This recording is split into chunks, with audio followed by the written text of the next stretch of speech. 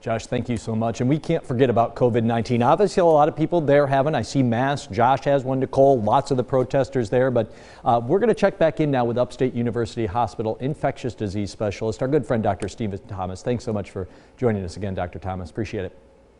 Thanks for having me. So the protests certainly and fittingly grabbing a lot of attention nationally, statewide, and locally here across the nation the past few days. It seems to maybe have pushed COVID a little bit to the side. How much of a risk do we run if we forget about this virus?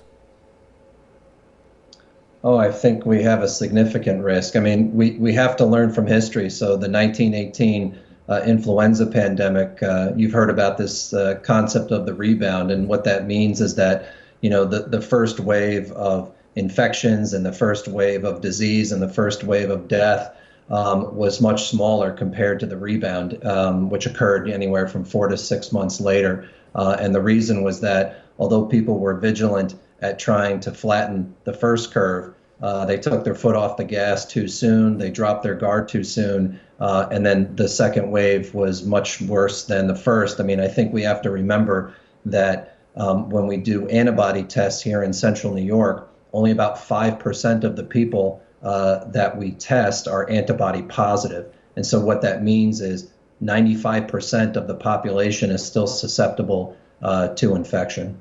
We're now just a few days into phase 2, where everybody says we really start testing this virus. Phase 1, where a lot of essential services, maybe they were like halfway up and add a few people back, but this is where we really test it. When will we really know where we're at with this virus related to this phase 2 opening?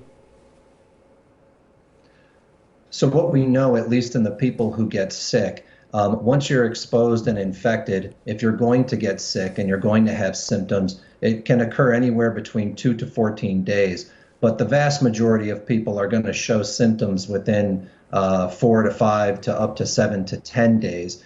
And so what we would expect is that for the people who may have been exposed as we released some of the restrictions, about a week later, we'll start to see a peak in the number of cases.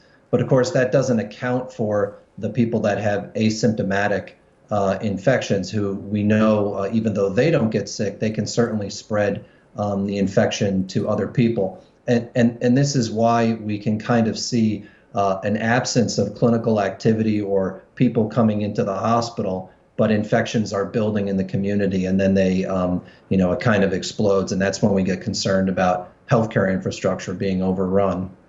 So what would you say about some people who say, hey, you know what, we're into phase 2, looks like things are going good, the infection rate is down, cases are down, youth sports coaches, programs, facilities who want to get practices going again with these kids to do youth sports, they're either want to do it, they are doing it, or they're walking a really fine line with these kids right now. What would you say to them?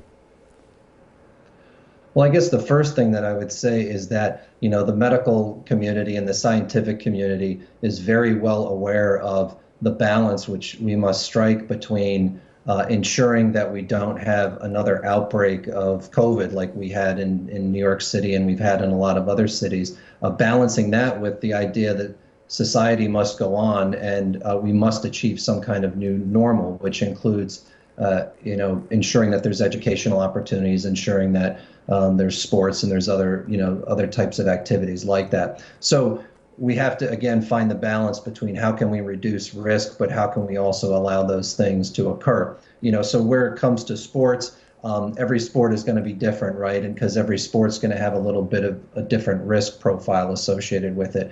Some contact sports, those are going to be very difficult to try and understand how we can reduce the risk to players and the people that support the players. But then there's other sports that are more individual sports, and those might be a little bit easier to devise a strategy to reduce risk to the participants. And I'll, for those that are interested in a little bit more in depth, the Centers for Disease Control and Prevention has a very good website and a very good entry where they talk about sports specifically and how you can mitigate risk. We hear a lot about the numbers of tests being done locally, statewide. What do we take away from this emphasis on the number of tests? What do tests even really mean? Yeah, so, testing is really important in terms of being able to respond to the pandemic and the epidemic where you particularly, where you live, because it's going to allow us to understand who's infected, who's not, where we can put the infected people so that they are not a risk to the non-infected. But the question you're asking is, why is everyone focused on the fact that we do 700 tests a day or 1,000 tests a day? And I think it's a good question because we have two different types of tests, right? We have what's called a PCR test. That's with the nasal swab in the nose. And then we have antibody tests. And if you think about COVID as like a movie, the PCR test gives you a snapshot within that movie. It gives you a very specific scene within that movie. It doesn't tell you what happened before, and it doesn't tell you what happened after. It's only that particular point in time. Whereas the antibody test tells you what happened in the past. It tells us if somebody has actually been infected. So they have their utility, but they also have their limitations, which is why you have to be very strategic in how who you test and what the purpose of the test is. I have so many more questions I need to ask you, but I have a producer saying wrap it up for now. So I'm going to invite you back again, and we're going to cover some more questions because I know you're always so gracious with your time. You'll do that for me. Thanks so much, Dr. Thomas. Appreciate it. For more on the coronavirus, including interactive maps and the latest on where reopening stands, head to localsyr.com on the News Channel Line app. There are banners right on the homepage to take you to the information you need.